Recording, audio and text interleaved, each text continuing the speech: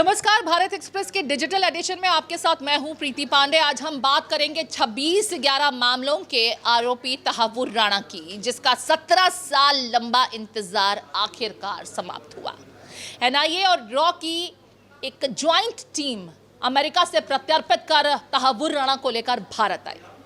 अब यहां से पूरा मुंबई हमलों का मामला जो है एक नए सिरे से इन्वेस्टिगेट होगा। तहव्वुर राणा से जो सवाल जवाब किए जाएंगे, जो कलियां खुलेंगी यहाँ पर इन्वेस्टिगेशन के दरमियान, उसमें कई उसके मददगार बेनकाब होंगे। यहाँ लश्कर के स्लीपर मॉड्यूल का भी हम जिक्र करेंगे, जो मुमकिन है अभी भी हमारे देश में सक्रिय ना हो, स्लीपिंग मोड में हो। लेकिन यहाँ से क्या ये नेटवर्क पूरी तरह से सफाया हो सकेगा? 26-11 मामलों में जिन जिन लोगों की इन्वॉल्वमेंट थी, जो भी लॉजिस्टिक सपोर्ट्स प्रोवाइड करने में मददगार रहे, हर एक चेहरा बेनकाब होने वाला है। पाकिस्तान की पूरी साजिश बेनकाब होगी। किस तरीके से पाकिस्तान में सिर्फ लश्कर ही नहीं, जो पाकिस्तान की ज़मीन से ऑपरेट कर रही थी भारत के विरुद्ध, बल्कि आईएसआई, भारतीय सेना के विरुद्ध पाकिस्तानी सेना, इस पूरे मामले को लेकर जिन जिन की इन्वॉल्वमेंट है, ये सब कुछ बेनकाब होगी। और पाकिस्तान का काला चेहरा, स्याह हकीकत भी बेपर्दा होगी। इस बार इंटरनेशनल लेवल पर सच सामने आएगा, जिससे हमेशा पाकिस्तान इनकार करता रहा है। मेरे साथ हरिशंकर जी हैं। हरिशंकर जी, मैं तहव्वुर राणा आ चुका है, इसलिए बहुत ज़्यादा उसकी बारीकियों में नहीं जाऊंगी। अब मैं बात करने वाली हूँ पाकिस्तान की स्याह हकीकत की। ये पता है कि डेविड कॉलमन हेडली के साथ में तहव्वुर राणा लगातार संपर्क में था, लेकिन इनके हैंडलर्स सीधे सीधे कोई टेररिस्ट ऑपरेटिव्स नहीं थे, बल्कि आईएसआई था। और आईएसआई के नीचे पाकिस्तानी सेना के अफसरान, और उनके नीचे लश्कर, और लश्कर के नीचे ये ऑपरेट कर रहे थे। हाफिज सईद के इशारे पर। हाफिज सईद सिर्फ इस पूरे जाल का एक हिस्सा था। पाकिस्तान बेनकाब होने जा रहा है, बौखलाहट उसे भी होगी। बहुत सी उम्मीदें की जा रही हैं। एनआईए की प्रोब अब दिल्ली से शुरू होगी, मुंबई से इसे मेकशिफ्ट किया गया है। आप क्या कुछ देखते हैं होता हुआ? देखिए, इसके आने के बाद इन्वेस्टिगेशन शुरू होने वाली है। सबसे पहली बात ये कि उसकी सुरक्षा को लेकर के भारतीय एजेंसियां काफ़ी सतर्क हैं, और बुलेट प्रूफ गाड़ी में उसको एनआईए दफ्तर तक ले जाया जाएगा। उसके बाद ये इंटायर जो सुनवाई होगी, इसी तरह के आपको सुरक्षा आपको देखने को मिलेंगे। कई लेयर में सुरक्षा रहेगी। दूसरी बात कि वो अमेरिका में बार बार गुहार लगाता रहा कि उसको भूलने की पार्किंसन जैसी बीमारी है, और वो भूल जाता है। मतलब बहाना पहले से शुरू कर दिया है उसने कि उसको वो भूल जाता है सारी चीज़ें, ताकि वो इसी बात का फ़ायदा उठा करके सुरक्षा एजेंसियों को ये बरगलाता रहे कि मुझे तो कुछ याद ही नहीं है। लेकिन इसका दूसरा पहलू ये है कि सुरक्षा एजेंसियों के पास अब पूरी दुनिया को दिखाने का, क्योंकि वो जो हमला, वो दहला देने वाला हमला था, और 175 लोग करीब मारे गए थे और 300 लोग घायल हुए थे। पूरी दुनिया में इसकी निंदा की गई थी। सिवा हालांकि दिखावे के तौर पर तो पाकिस्तान में भी हुआ, लेकिन अंदर अंदर जो उसके आतंकवादी थे, वो हाफिज सईद अभी भी ज़िंदा है। पाकिस्तान ने कुछ भी नहीं किया। जब उसको अंतर्राष्ट्रीय मुद्रा एजेंसियों को दिखाना होता है तो उसको कभी जेल में डाल देता है, कभी बाहर निकाल देता है, लेकिन पाकिस्तान ने अब तक कार्रवाई नहीं की। लेकिन ये भारत की सबसे बड़ी जीत मानी जानी चाहिए, और बिल्कुल है कि आप एक आतंकवादी जो भारत में इतनी बड़ी साजिश में शामिल था, उसको अमेरिका से लाया गया। इतने सालों की मेहनत के बाद, लगभग 17 साल लग गए। 2009 में वो गिरफ्तार हुआ था अमेरिकी एयरपोर्ट से। उसके बाद भारत तक लाने में इतना समय लग गया, ये अपने आप में बहुत बड़ी उपलब्धि है। अब आगे एजेंसियों के ऊपर है कि उससे वो क्या क्या राज उगलवाते हैं। बिल्कुल। अब जो अभी तक सफलता हाथ लगी है, वो भी कोई बड़ी अचीवमेंट से कम नहीं है, क्योंकि अमेरिकी अदालत के समक्ष भी एनआईए को तमाम दस्तावेज रखने पड़े। इन्वेस्टिगेशन के दरमियान जो तथ्य सामने आए थे, वो तमाम दस्तावेज रखे गए, और उस पर लंबी बहस हुई है। ऐसा नहीं है कि एक दिन में आप गए और आपने डॉक्यूमेंट्स दिए और अमेरिका की कोर्ट ने कहा ठीक है आप ले जाइए, प्रत्यर्पण हम आपको देते हैं इसका। बाकायदा वो तमाम इन्वेस्टिगेशन से जुड़े हुए डॉक्यूमेंट्स, वो फैक्ट्स जो ये साबित करते हैं कि तहव्वुर राणा किस तरीके से कॉलमन हेडली के लगातार संपर्क में था, जो सपोर्ट, जो रेकी की गई थी इसके द्वारा, और पॉइंट को चुनना कि मुंबई, क्योंकि मुंबई के अलावा देश के कई हिस्सों में इन लोगों ने जाकर रेकी की थी, ये एक स्पॉट ढूंढ रहे थे जहां पर इतना बड़ा टेरर स्ट्राइक किया जा सकता हो, और उसमें उनको मुंबई सबसे मुफीद साबित हुआ जहां पर उन्होंने अपने नापाक मंसूबों को एग्जीक्यूट किया। यहाँ पर डेविड कॉलमन हेडली को भी लेकर के कहा जाता है कि भाई वो जिस तरीके से कानूनों को फ़ायदा उठाते हुए, क्योंकि देखिए कुछ दूसरे देश के भी जो कानून होते हैं उसको हमें समझना होता है और वो मुमकिन नहीं है। जैसा कि हम जान रहे हैं 17 साल की प्रक्रिया बहुत लंबा अरसा होता है।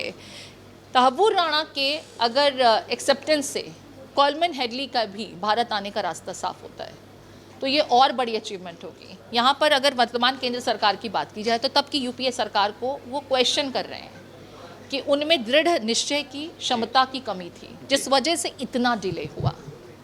नहीं, बिल्कुल उस समय अगर प्रयास किया जाता तो हो सकता है ये पहले आ जाता भारत का दुश्मन, और मुझे लगता है कि उस समय प्रयास बहुत ज़्यादा नहीं किया गया। अमेरिका से मैन टू मैन बातचीत होती, उस लेवल पर जाके बातचीत होती तो हो सकता उस समय भी आ जाता, क्योंकि 17 साल हो गए। हालांकि एजेंसियों के पास सारे सबूत हैं, सब कुछ हैं, उसको फांसी तक पहुंचाने में कोई परेशानी नहीं आएगी, इतने सारे सबूत हैं। और मतलब कह लीजिए कि सारा सबूत जो है सिस्टमैटिक तरीके से रखा गया है और बताया गया है कि इसका क्या इन्वॉल्वमेंट था। एक एक चीज़ें, इलेक्ट्रॉनिक सबूत भी कई सारे हैं भारत के पास जो उसी टाइमिंग, सेम टाइमिंग में बाहर के लोगों से इनकी बातचीत हो रही थी।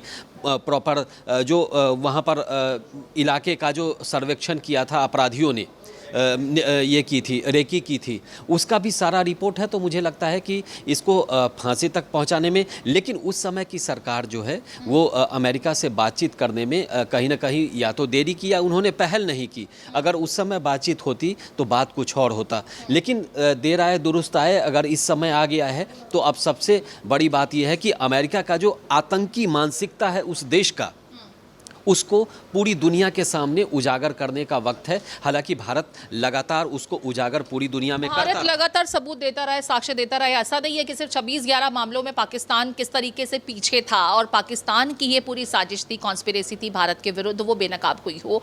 लेकिन अब तहव्वुर राणा के पकड़े जाने के बाद, क्योंकि एक पूरा नेटवर्क जो है वो इस्टेब्लिश होता है, पूरा सिंडिकेट, पूरा जाल किस तरीके से, जिसे मैं कह सकती हूँ कि एक मैप है कि टॉप लेवल पर पाकिस्तान की जो एजेंसीज़ हैं, जिसमें आईएसआई आती है, पाकिस्तानी सेना आती है, उनकी इन्वॉल्वमेंट इसमें इस्टेब्लिश हो रही है। जो सैटेलाइट पर टॉक्स हुई, उनके प्रूफ मिले, उनके साक्ष्य मिले, और ये क्लियर हुआ कि पाकिस्तान ही था इस पूरी साजिश को एग्जीक्यूट कराने में, और जिन लोगों की मदद ली गई थी उसमें आतंकी संगठन थे। अब सोचिए, आतंकी संगठनों का इस्तेमाल पाकिस्तान करता रहा है, ये भी इस्टेब्लिश होता है, और पाकिस्तानी सेना उनकी मदद करती है, उनके हैंडलर्स पाकिस्तानी सेना से ताल्लुक़ रखते हैं।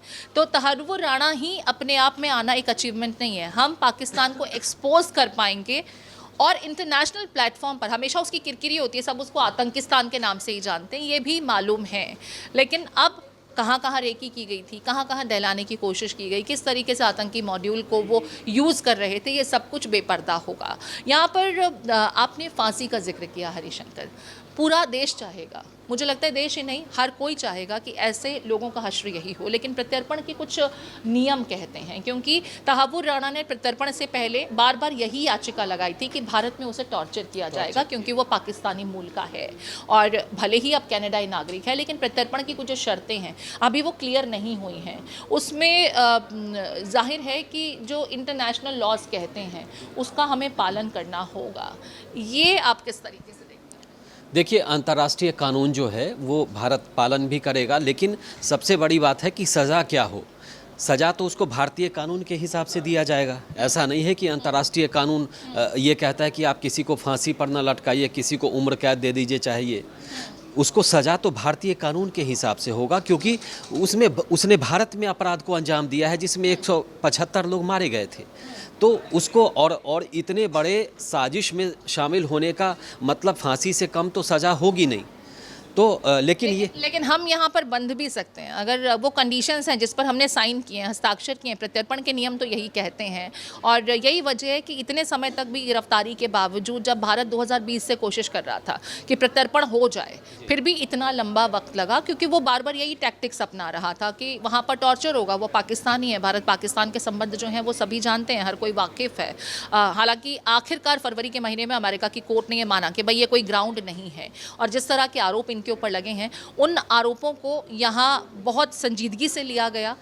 ट्रंप की तरफ से भी काफ़ी कुछ कहा गया है। ट्रंप ने एक ट्वीट किया इस संदर्भ में जब ये प्रत्यर्पण को लेकर कोर्ट से मंजूरी हुई कि अब भारत में जाकर के जस्टिस हो सकेगा इतने बड़े हमले के मामले में। और उन्होंने ये भी इस व्यक्ति के लिए गंदा आदमी जैसे शब्द, मतलब घिनौना गंदा आदमी जिस तरह का ट्वीट किया है ना, वो समझ में आता है कि इसके लिए किसी के भी मन में कोई दया की भावना हो ही नहीं सकती जिस तरह का क्राइम इन्होंने किया। देखिए, 175 लोगों की मौत का जिम्मेदार, 300 लोगों के घायल होने का, घायलों में किसका क्या हुआ होगा किसको मालूम।